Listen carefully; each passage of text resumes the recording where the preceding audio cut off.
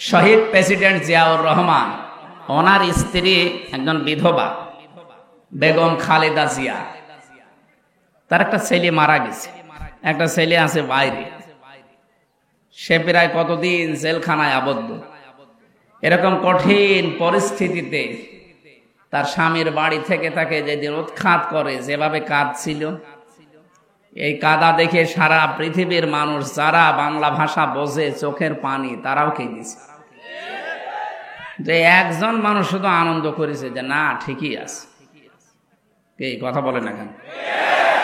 আমার মনে মনে হচ্ছিল যদি ওই দিন সত্যি হেলিকপ্টারের একটু হুকটা খুলে আল্লাহ যদি ফেলে দিত, তো অনেকে হাতের যে কিছু আছে এটা মিটাতে, যে যেমনি দিয়ে পারে একটু ভর্তা করে দিত, তখন বুঝতো ঠেলা কারে বলে। একটা বিধবা মেয়ে লোককে আপনি বাড়ি ছাড়া করলেন, এর গজব মনে হয় আল্লাহ লাগিয়েছে যে আপনাকে দেশ ছাড়া করে দিয়েছে। মাত্র এই 4 মাসের ভেতরে 2 জন স্বৈরাচার দুনিয়া থেকে, তার দেশ থেকে বিদায় নিল চরম অপমানিত হয়ে। কিছুদিন আগে বিদায় নিয়েছিল উনি, আর গতকালকে বিদায় নিয়েছে আর একজন ওনার ভাইরা ভাই। সবই স্বৈর শাসক। এই জন্য স্বৈরাচার যারা, তারা যেন শিক্ষা নেয় যে জোর করে সম্মান পাওয়া যায় না। কথা বলেন না কেন?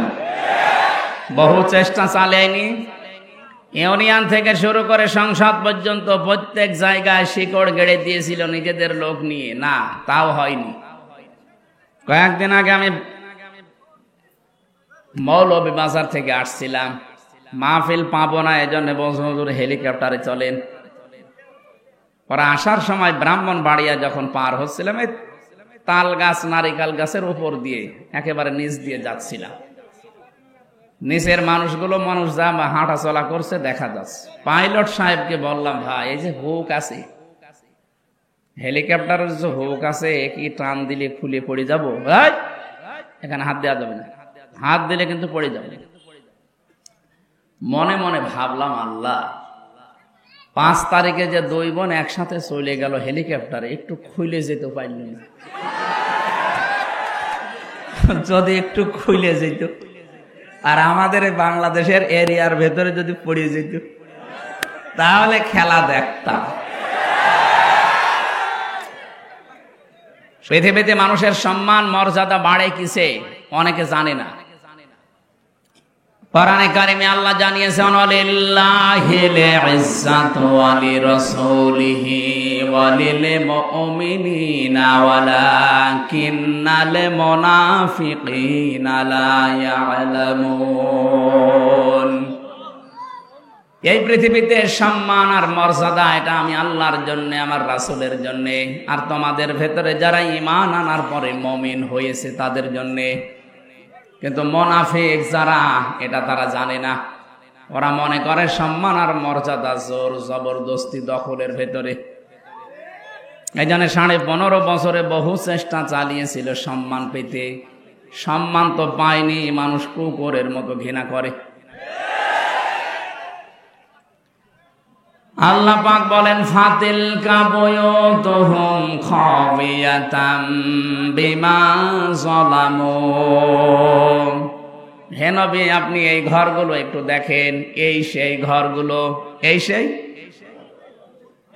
সেই ঘরগুলো খাবিয়াতান, আমি জনশূন্য করে দিয়েছি, পরিত্যক্ত বানিয়ে দিয়েছি, উজাড় গৃহ বানিয়ে দিয়েছি, বিমা যালামু, তাদের জুলুমের কারণে।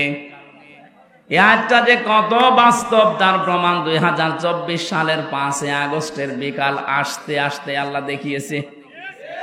আপনি শুধু বাংলাদেশের দিকে তাকান, 630টা থানা আছে এই দেশে। কত? 630টা থানার যেখানে যেখানে জালেমদের বাড়ি ঘর ছিল, আপনি দেখেছেন খাবিয়াতাম বিমা যালামু, এদের জুলুমের কারণে আল্লাহ পুরা বাড়িকে পরিত্যক্ত করে দিয়েছেন। কুষ্টিয়ায় আমার হানিফের বাড়ি, আপনি এখন যে দেখবেন আর বাড়ি নেই, পায়খানার প্যান পর্যন্ত মানুষ খুলে নিয়ে চলে গেছে। ওটা এখন জাতীয় টয়লেট হয়ে গেছে। কথা বলছেন? 5 দিন আগের পেপারে দেখলাম ওই যে ঢাকার যে বাড়িটা, এত অহংকার করতো যেটা নিয়ে, যেখানে অনেকে আবেগে গিয়ে চুমা খেত, ওই বাড়িটা এখন দলবদ্ধ হয়ে মানুষ টয়লেট করছে।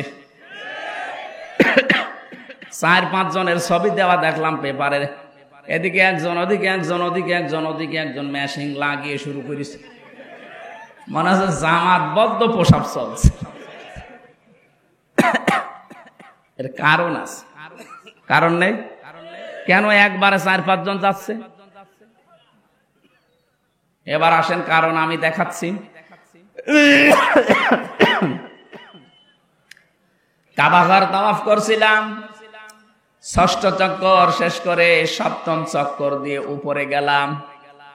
হঠাৎ দেখি পেটের ভেতরে ব্যথা, যন্ত্রণায় ফেটে যাচ্ছে। এক পুলিশকে ডাকলাম, ইয়া আখি তাআল, এদিকে আসেন। কি? ওনারে বললাম এখানে ফার্মেসি আছে। কেন?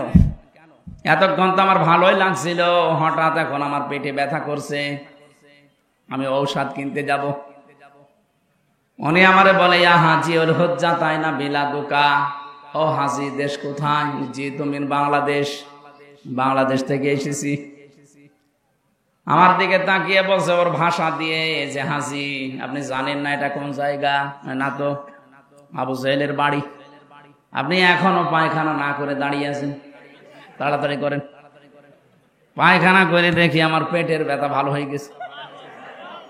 আল্লাহ যেন আমাকে হাতে ধরে জিজ্ঞাসা করতে চাচ্ছে, হামজা এত দূর থেকে আসলে 6,500 কিলোমিটার, কত?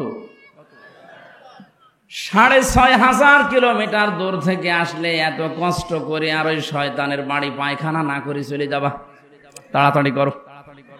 সত্যি এক কাজ করে দেখছি আমার পেটের ব্যথা ভালো। আমার তো মনে হচ্ছে জালেমদের বাড়ি ঘর আল্লাহ খবিয়াতান বানিয়ে দিয়েছে মানুষের প্রসাব পায়খানার জন্য। ঠিক পর্যন্ত না, এর পরেরটা শোনেন। ইন্না ফি যালিকা লায়াতাল লিকাউমিন ইয়ালামুন। এখানে আলেম যারা আছে লামে তাকিদ আছে। ইন্না ফি যালিকা লাআয়াতান, আল্লাহ বলেন অবশ্যই এর ভেতরে শিক্ষা আছে। লিকাউমিন ইয়ালামুন, যারা জ্ঞানী মানুষ তাদের জন্য। প্রধান অতিথি, বিশেষ অতিথি, সভাপতি, দেখেন সব জ্ঞানী মানুষ। সামনে যারা আছেন আমি বিশ্বাস করছি আপনাদের জ্ঞান আছে। আয়াতের শিক্ষাটা তো জ্ঞানী মানুষ নেবে নাকি? কি এটা? আল্লাহ জাল্লা আয়াতান দিলেন, ইন্না ফি যালিকা, এর ভেতরে শিক্ষা আছে। কি সেই শিক্ষা? 15.5 বছরে এত বড় গভীর শিখর আল্লাহ যদি উপড়ে ফেলতে পারে, এদের বাড়ি ঘর যদি জোড়াজগড়িয়ে বানিয়ে দিতে পারে, জনশূন্য করে দিতে পারে, ভবিষ্যতে যারা চেয়ারে বসবে এরাও যদি জালেম হয় তাদেরকেও আল্লাহ জনশূন্য করে দেবে। এইটা শিক্ষা। আমি জানি এই শিক্ষা অনেকে তো নেবেই না, আরো মনে করবো ওরকম বলেই থাকে। যেদিন নিজের ঘাড়ে পড়বে সেদিন টের পাবে।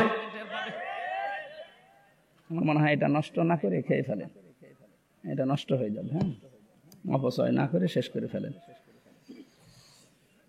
সিরাজগঞ্জবাসী,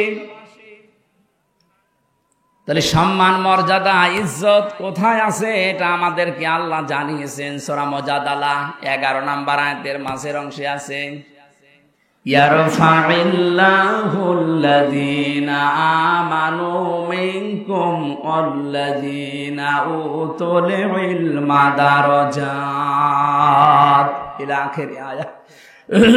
না, কণ্ঠটা সমস্যা করছে।